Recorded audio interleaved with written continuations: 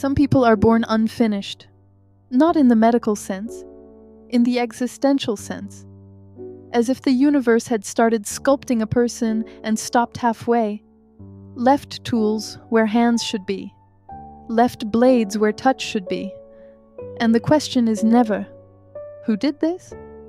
The question is, what do you do when your very existence is a danger? When loving means hurting? When belonging demands you be useful, but your usefulness eventually bleeds? Mary Shelley understood 200 years ago. Monsters aren't born, they're created. And sometimes not by their own hands, but by gazes. Edward's inventor arrives with a box, says he was going to wait until Christmas, but couldn't. The impatience is almost tenderness. Opens it. Shows the hands. Human hands, real ones inside the box. Edward wants to touch them. Wants to understand. Wants to touch what would finally complete him. And at that exact instant, the inventor's heart stops. He falls to the floor. Dead. The hands destroyed by the scissors. Wounded. Useless.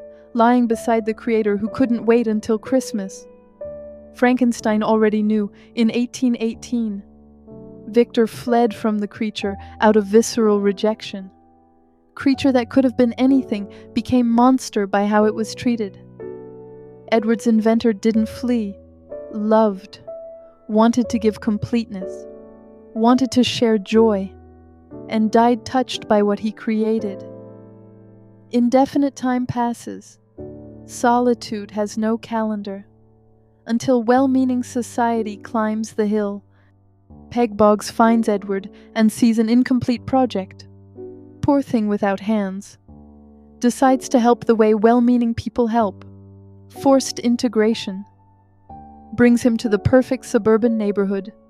Colorful houses, symmetrical lawns, smiling families. Salvation through normalization? Without asking if Edward wants. Without asking if he's ready. Edward sleeps in Kim's room. She's away, camping.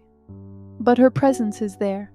In the photos, the objects, the memories on the walls. He looks at those images with silent reverence, enchantment, like someone seeing a window to an impossible world. It's not love yet. It's predisposition. As if something in him already knew that face would change everything. Kim returns earlier than expected, enters the room without knowing someone's there. They startle, both, at the same time. Freud had a word for this. Das Unheimliche. The uncanny. It's not the completely strange that frightens. It's the almost familiar, with something slightly displaced. What should be known, but has a flaw that generates unease. Edward has a human face, eyes, speaks, almost convinces. But the metal where flesh should be betrays everything. This almost humanity disturbs more than an obvious monster, because the monster you categorize. Edward doesn't fit in any box, stays in limbo. 3 types of gaze emerge in this story. Kim, who first felt fear. Peg, who first loved. And the people, who always used. At first, novelty overcomes discomfort. The neighbors circle, curious. Touch, careful with the scissors. Laugh nervously. And something more sinister than simple curiosity begins. Foucault wrote about disciplinary societies, about how communities watch, judge, shape. The neighborhood doesn't accept difference, tries to normalize it. You should open a salon. You have so much talent. You could be so useful. Each phrase is an attempt to fit, to discipline. Edward can exist, as long as he serves. Surveillance is constant. Curtains move, whispers at corners, gazes evaluating. Still useful? Still safe? And then Joyce sees another possible utility, tries to seduce him, takes off her clothes expecting reciprocation. Edward, in innocence, comments to the Boggs family, without malice, because he doesn't know he should hide.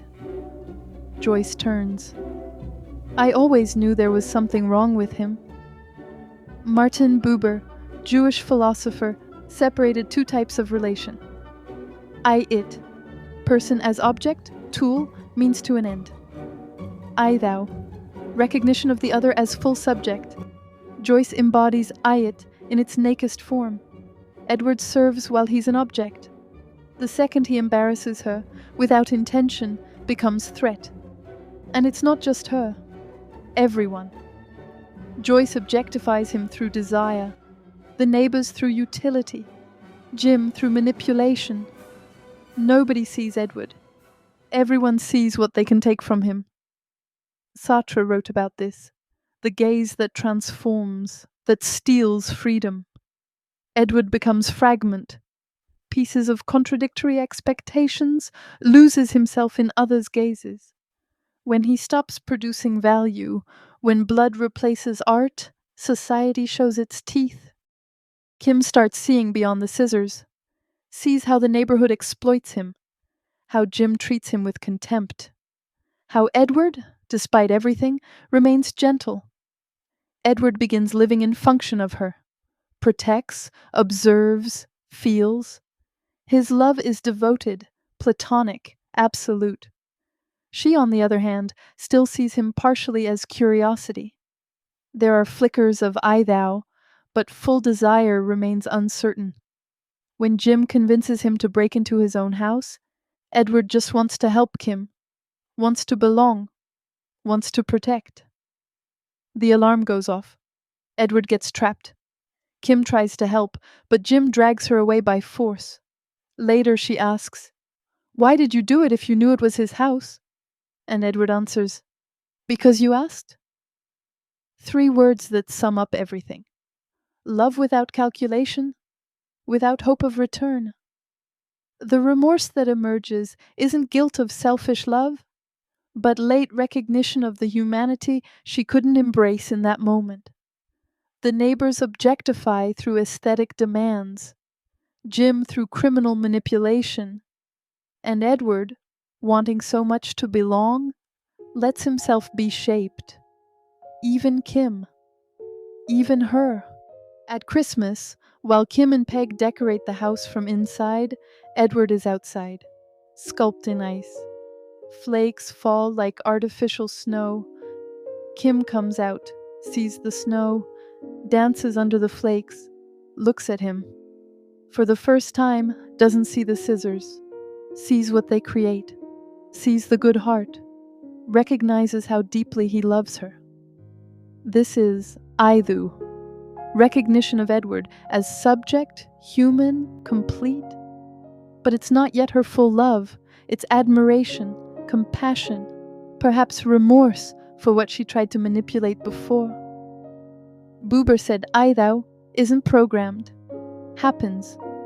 Moment of grace where the other stops being object and becomes presence. This scene is the film's heart.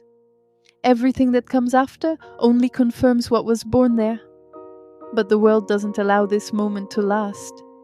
Jim appears, threatens. In the fright, the scissors cut Kim. Accident, always accident, but blood is blood. And for the first time, someone who hurts Edward feels genuine remorse.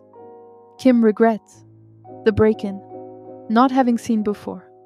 In this moment, Kim chooses, breaks up with Jim. Not for Edward directly, for herself. Because she saw the violence, the control, the pettiness. Jim doesn't accept, men like him never accept, expels Edward shouting.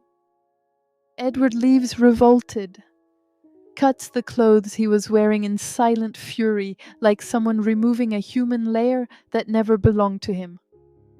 The weight of not being human makes him sit on some house's curb, exhausted from trying.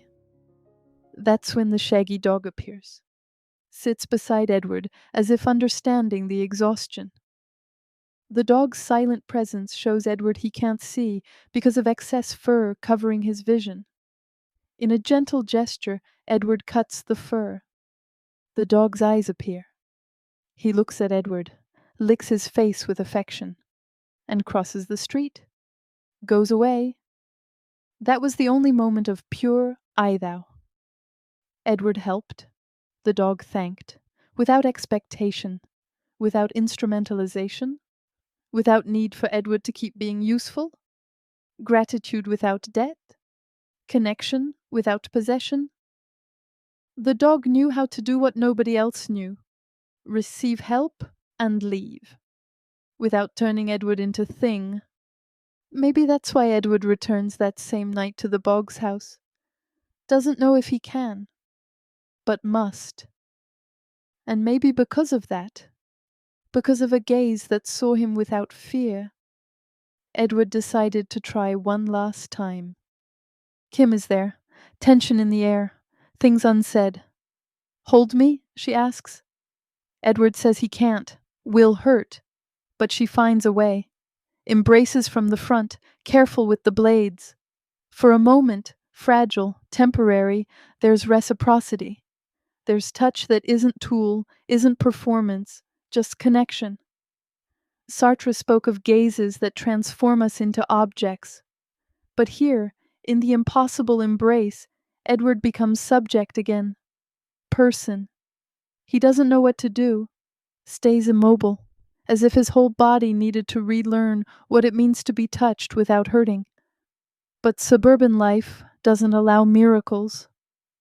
Jim returns. Kevin, Kim's brother, crosses the street without seeing the car. Edward pushes the boy, saves him. But the scissors cut unintentionally. Kevin screams for help, not from pain, from fright. Neighbors emerge, circle, accuse. And what the world sees isn't the savior, it's the monster with bloodied blades. Run, Kim pleads. Edward runs, races through the streets, between Christmas lights and closing windows. The same people who applauded him now hunt him. The chase leads to the castle, the same place where everything began, and where everything will end. The kind cop, the one who lost sleep, worried about Edward, shoots in the air to mislead the mob. Small mercy in a world blinded by standards, without any respect for differences. Edward takes refuge in the shadows, surrounded by ghosts of things he tried to be. Son, friend, man. Kim arrives soon after, desperate. Jim follows her, armed, and attacks, wanting to kill. Edward defends Kim. The scissors do what they always do, and Jim falls dead with a hole in his chest. The blood draining from him is the reflection of time running out until the mob arrives, thirsting for blood. And in that space of time, Kim faces Edward. His face is a map of pain, the man and the monster coexisting in the same skin. She approaches, kisses him. I love you. Edward experiences love, not from distance, not in silent enchantment, real, reciprocated, present. The tragedy isn't just the world separating them.